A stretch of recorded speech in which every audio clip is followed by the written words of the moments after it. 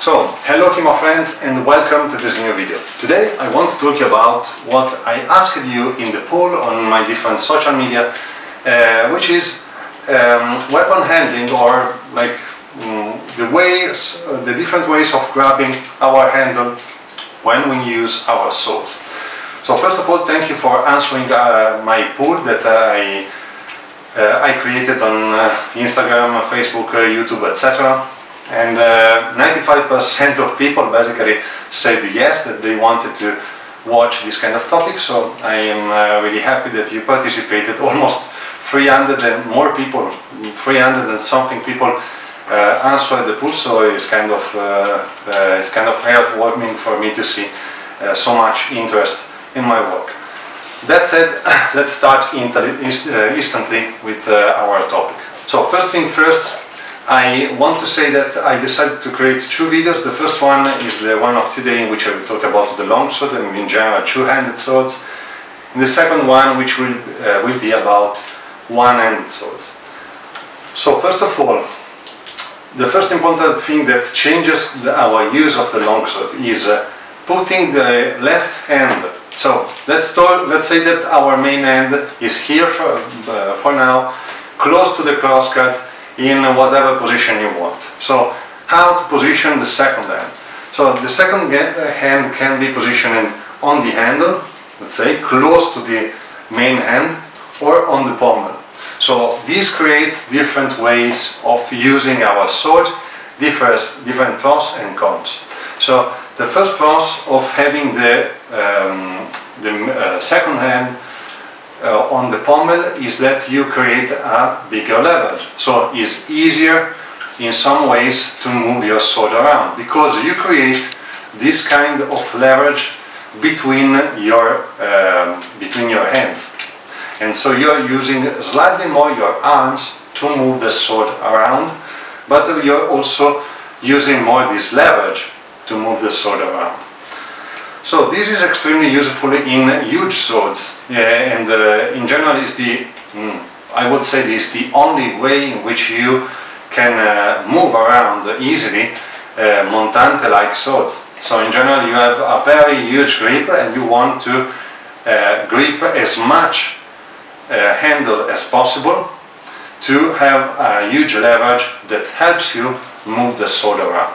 So pros of this way of putting the second hand is that you have more leverage, so you can move easier a sword which weighs too much for you, for example, like a spadone, or if you are weak, let's say, you don't have a lot of muscles, or you are at the beginning, you maybe would find easier to move the sword grabbing it by the pommel.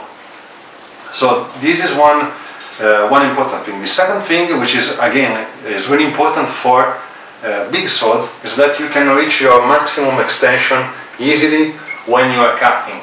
So in general, huge two-handed swords are not thrust-based swords, but are cut-based swords.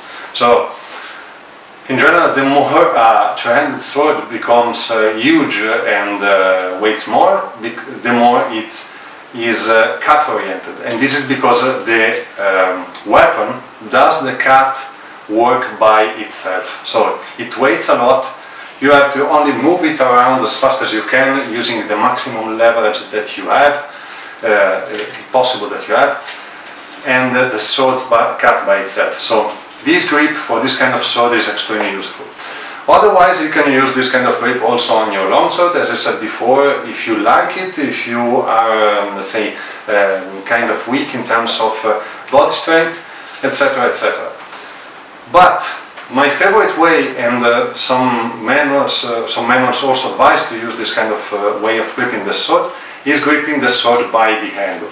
Now, there are two main ways, of course, again, handling to use this kind of handle.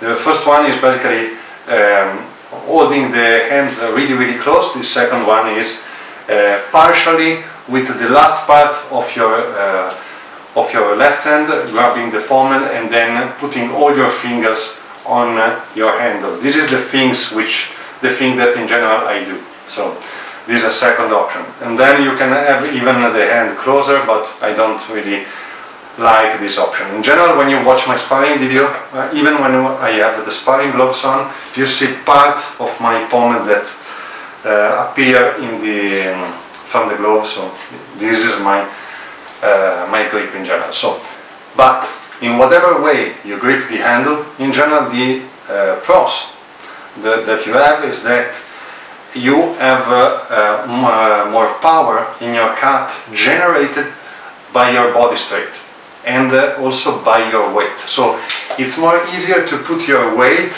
in your cut. So this is useful, is extremely useful for lesser cut oriented swords. So if you have a sword with a type 15, for example, which is extremely fast oriented, you need to put more let's say more body weight and more power in your cut, and you can do it with this in this way. So by grasping the handle and creating this angle here with the sword at your maximum extension, which helps you put the weight inside of your cut. So you can put more strength on your sword and more body weight simply because you can push more easily your handle. And this is because when you reach the cutting angle in general, your hands are under the level of your shoulder. So you can put the strength of your arms and of your body and your body weight in the cut. Thing which is lesser true, of course, for your maximum extension, because when you are at maximum extension, only the blade and the strength of your arms are dictating basically the energy of your cut. So this is the main difference of the two grips and the pros and cons. Oh, I don't say the cons. So basically the cons of these grips are when you are in terms of cutting, of course, when you have the grip by the pommel and you use these mechanics, you use your maximum extension, you of course you can't apply your body weight, as I said before, in your cut. While when you use the standard grip, the grip on your, well, for me the standard grip, you use the medieval grip, let's say, with the second hand basically on your handle, you can apply more body weight, while at the same time for the grip by the pommel, maximum extension, you have more reach. On the other grip you have lesser reach on your cuts. This is only true for cuts, of course, because for thrust is a different thing. They are almost the same, the thrust. And for the cut you lose a bit of reach on your cuts, but you gain a little bit more energy developed by your body and by your weight. So this is the main difference that I wanted to talk about. The second difference is where to put the main end. So you can put your main end in two, let's say, two different ways mainly. And they are called by, in general, by people, German grip and standard grip or Italian grip. I have heard a lot of different ways of calling it. So the German grip is basically done in this way. So you grasp your sword very close to your crossguard, and you put your thumb on the flat of the forte, or on your shield if your sword have a shield, which is this one. So when you have this kind of grip, you can create a number of different and new mechanics in a more easy way. So for example, the spherical mechanics, so I am at home, I don't have to cut down my holes. And the shield, for example, is another cut that you can easily do. You see, is basically a mandrito fendente, but done with the full edge, because thanks to your thumb you can easily create this your thumb on the blade. You can easily align the edge in this way and you can apply the strength on your sword even with the inverted hand. So this is called a German grip because we see it shown in medieval sources and Renaissance sources, mainly from Germany. But we don't really know if people use this in other parts of Europe or whatever, the world. We don't really know. We call German grip for this motivation. It's not really true. Maybe some Italian or some Spanish or French use this kind of grip too. But in general, for what we know, is quite common, and it's quite particular for the German tradition, especially Lichtenauer, which uses a lot of these specific cuts, like the Schillau, the Zwerchau, the Kumpau, etc., etc. So the thumb on the flat of your sword gives you these options, and it's really important to say that the particular thing of this grip is not having the thumb on the flat, because of course when I am striking a mezzano with my standard grip instead, I also have the thumb on the flat part of my sword. But it's important because you have your hand slightly forward, so you change basically the leverage again of your sword, because the more your hand is forward, the better is your leverage. And also you're supporting your sword in a different way, so you can again orientating more easily, far more easily, your false edge cuts. You can support these kind of wield cuts compared to all the others, which are the Zwerchaus, because you have your thumb underneath the sword, which is only possible basically with this grip. You can do it also by keeping your thumb on the handle, but if you try by yourself, you will notice that it's extremely hard, because the sword doesn't want to rotate in this way in general. The swords prefer to rotate when you put the thumb on your foot, on your shield. So this is one way of handling the sword. Plus, it gives you a good number of new mechanics to use. Cons is only one, basically, at least in my understanding. If you have the habit of keeping the thumb here, you lose again a little bit more angle when you are cutting. So your cut is slightly shorter even compared to my standard cut. So as you can see, my cut here from the standard grip, my cut with the thumb on the flat of my forte grip. So in general, when you're using this kind of grip, let's say the German grip, which is easy to say, you have your hand forward, you lose a bit of reach because of this. It's easier to align the edge in a number of ways. Some cuts are even shorter, again, even more shorter, like the roverso. In fact, the roverso with the thumb on the flat is probably the cut, the standard easy cut, which fendente roverso, sorry, which receive the hugest downgrade in terms of reach of all the cuts. But of course, you don't lose a huge reach. Let's say again 2-3 centimeters, 4 or 5. I don't really know. It depends from the sword, but it's not a huge difference. Otherwise, you gain a lot of possibilities more. So you can move your sword in different ways. You can use this way of moving the sword between your hands, basically, crossing and uncrossing the hands, which is far more easier with this kind of grip. Is far less easier with the standard grip. With the standard grip, you lose great part of these options in terms of crossing and uncrossing the hands. It becomes slightly harder, especially if you have a short handle. This is true especially when you have a short handle. But you gain a little bit of reach in your standard cuts, be it fendenti or sottani, whatever, and that's it.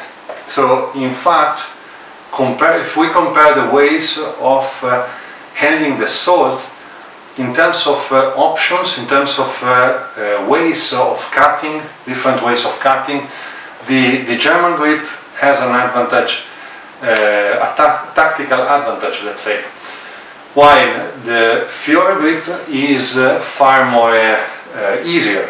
So I say Fiore grip, but let's say standard grip, handshake grip. It's far more easier, but it's also far more consistent.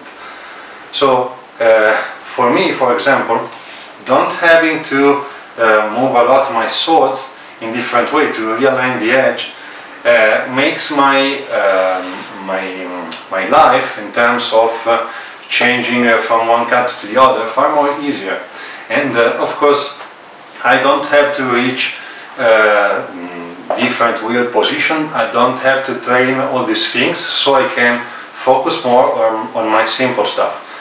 This is a decision, but we have also to keep in mind that this way it can be considered slightly more special, more specialist thing in terms of the use of the longsword. So it can, you lose some little things, like a little bit of reach, as I said before, in some actions, but you gain a lot of options. So a more specialized thing, you have more options, but you have to remember, you have more options, but if you have more options, you have to train them. So you have to train a lot of different things, more things. Standard grip, the hand is more distributed on the handle, the thumb is behind your crosscut or slightly on your crosscut sometimes. You have slightly more reach on your standard cuts.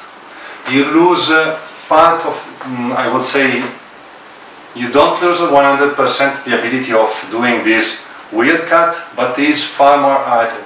It's really more harder to do this kind of cuts, because your hand is not in the correct position to support this kind of cuts. Handshake position is for an easier way of fencing, a more classic standard way of fencing with normal cuts, fendenti, sottani, mezzani, thrusts, whatever. In the system, in the German system, you have other cuts, special cuts like false edge fendenti, basically Schillhaus, Zwerchhaus, Krumpau, which is the one which crosses the ends the most, together with the Zwerchhaus, and you can easily do this kind of actions only when you use the German grip. So again, difference between the grips: hand more forward and thumb on the flat of the blade for the German grip, again, and for the standard grip, handshake grip, Italian grip, hand slightly backward, more on the handle or on the crosscut. So these are the two main ways in which you can position your main hand on your handle or on your swords. Of course, there is a number of variations in the between of these two, let's say, families of ways of putting your main hand on the handle or partially on the flat of the blade. So when you put together with these two options, so this option and this option and this option and these options, you have a number of other options that born. So I would say, try to experiment by yourself and you will notice the difference. But keep in mind what I have said. So more strength by your body and your weight. More reach during the cut, but you have to use more your blade to create power to cut better. But you have the maximum reach with your cuts. So weird, let's say, German cuts So new options, new tactical options, more tactical options. But you have to train all these options. Lesser tactical options, let's say, if you want to consistently fight in the Italian way of fighting, let's say, in the Fiore way of fighting. But of course it's easier to have lesser options, so you can train lesser options and you can put together these options that you train more to create different strategies. So lesser specialized, more particular things. So these are the 4 main important things that changes when you are handling your sword. No one says that you cannot become super skilled and really able to transition between this grip to this grip during the fight. You can, I think that you can do it.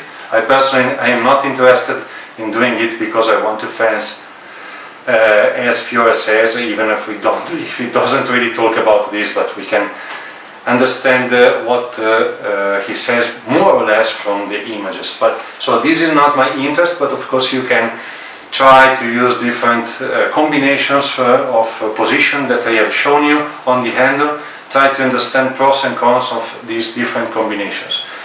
I close by saying my favorite one, as I said before, standard handshake grip close to the crossguard, and the second hand which touches the pommel but the hand is on the handle. So this is my way basically of grabbing the sword. So I hope this video will be useful, guys. I have said a lot of things. I hope this will be of interest for you. So thanks for watching, and as always, see you next time.